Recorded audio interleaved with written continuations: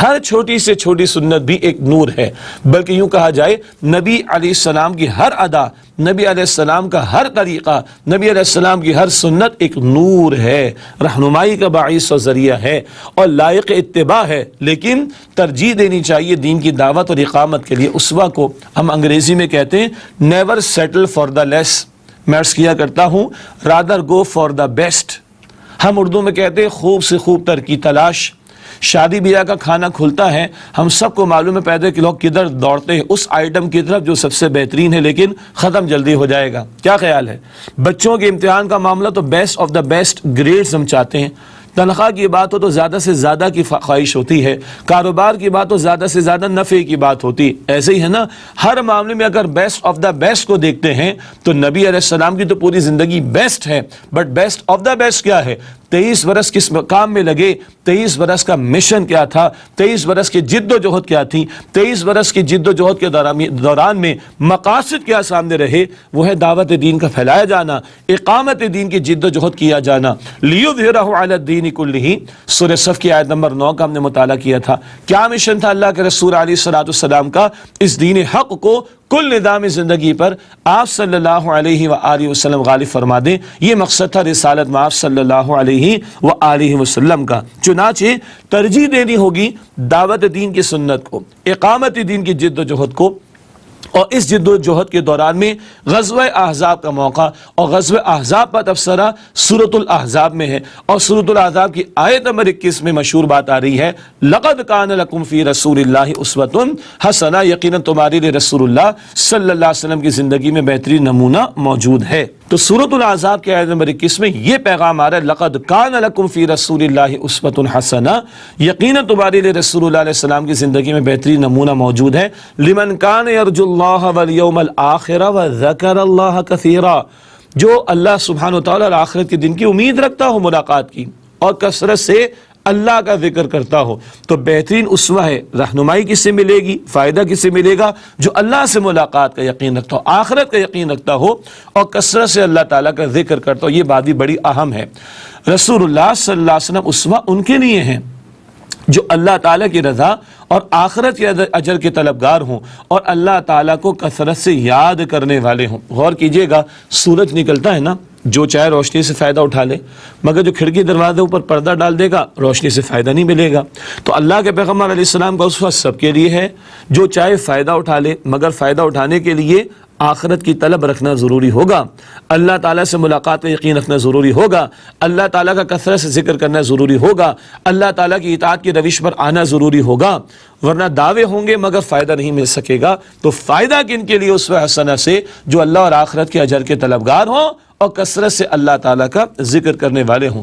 اسی طرح اللہ تعالیٰ کی محبت اور آخرت میں اعمال کی قبولیت کے لیے نبی اکرم صلی اللہ علیہ وسلم کی اتباع کرنی ہوگی۔ بہت اہم بات، اللہ کی محبت کا اگر دعویٰ ہے اور آخرت میں چاہتے کہ ہمارے اعمال قبول ہوں، اللہ راضی ہو، تو نبی علیہ السلام کی اتباع کرنی ہوگی، آپ کے نقش قدم پر چلنا ہوگا۔ چنانچہ قرآن پاک میں ذکر ہے سورہ آل عمران کی آیت نمبر 31 میں قُلْ إِن كُنتُمْ تُحِبُّونَ اللَّهَ فَاتَّبِعُونِي يُحْبِبْكُمُ اللَّهُ وَيَغْفِرْ لَكُمْ ذُنُوبَكُمْ وَاللَّهُ غَفُورٌ رَحِيمٌ۔ سورہ آل عمران کی آیت نمبر 31، اے نبی صلی اللہ علیہ وسلم کہہ دیجئے کہ اگر تم اللہ سے محبت کرتے ہو تو میری اتباع کرو، اللہ بھی تم سے محبت کرے گا اور تمہارے گناہوں کو معاف فرما دے گا۔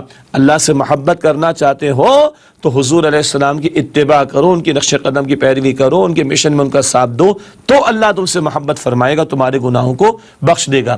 یہ ہے رسول اکرم علیہ السلام کی اسوہ حسنہ کا معاملہ، جو زندگی کے تمام گوشوں کے لیے رہنمائی عطا کرتا ہے۔ البتہ اہم بات کیا ہے کہ never settle for the less, rather go for the best. Best of the best کیا ہے؟ حضور علیہ السلام کے مشن میں شریک ہونا، دعوت دین کی جد و جہد اور محنت، اور اقامت دین کی جد و جہد اور محنت، اور اللہ کے دین کو غالب کرنے کی جد و جہد جیسے حضور نے فرمائی، جس کے دوران میں غزوہ احزاب بھی پیش آیا، وہ جد و جہد آج امت کے کاندھوں پر ہے۔ وقت فرصت ہے، کہاں کام ابھی باقی ہے۔ نور توحید کا اتمام ابھی باقی ہے۔ اللہ تعالیٰ مجھے اور آپ کو عمل کی توفیق دے۔ ناظرین کرام، ایک وقفہ لیتے ہیں، اس کے بعد انشاءاللہ مزید کلام جاری رہے گا غزوہ احزاب کے تعلق سے۔ ملاقات ہوتی ہے ایک وقفے کے بعد۔ السلام علیکم ورحمۃ اللہ وبرکاتہ۔ السلام علیکم ورحمۃ اللہ وبرکاتہ۔ ناظرین کرام، خوش آمدید کہتے ہیں آپ کو۔ مطالبات قرآن سیریز کا سلسلہ جاری، 5ویں حصے کا مطالعہ کر رہے ہیں۔ 8واں درس جاری ہے غزوہ احزاب پر تبصرہ اور مشہور آیت کریمہ لقد کان لکم فی رسول اللہ اسوۃ حسنہ کے تعلق سے پچھلی گفتگو آپ کے سامنے رکھی گئی۔ وقفے سے پہلے حاصل کلام یہ ہے کہ نبی مکرم علیہ السلام کی ایک ایک ادا قیمتی ہے، کوئی عمل آپ کا چھوٹا نہیں، کم اہمیت کا حامل نہیں۔ البتہ 23 برس کی محنت کہاں لگی، 23 برس کی جد و جہد کیا تھی؟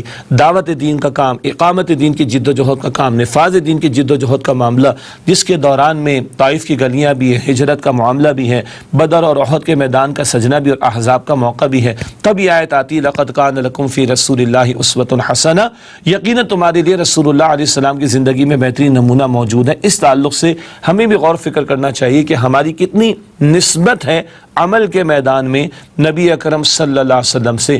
عبادات کے معاملات ہوں، شادی بیاہ اور میت کے معاملات ہوں، اخلاقیات کا میدان ہو، معاملات کا میدان ہو، آداب کی بات ہو، حقوق العباد کا معاملہ، ان سب میں بھی حضور کا اسوہ بہترین، اور اجتماعی معاملات زندگی میں آئے تو حضور کا اسوہ بہترین، زندگی کے ہر گوشے کے لیے حضور کا اسوہ بہترین۔ البتہ 23 برس کی محنت کے لیے بھی اسوہ حضور کا لیں گے، جہاں دعوت دین اور اقامت دین کی جد و جہد کا معاملہ جاری۔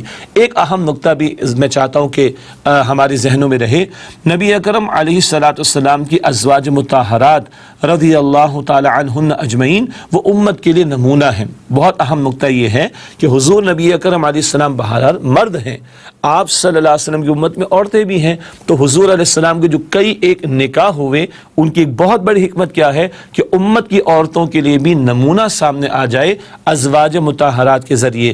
حضور علیہ السلام کی تعلیمات کا ایک بہت بڑا حصہ ازواج مطہرات کے ذریعے امت کو منتقل ہوا۔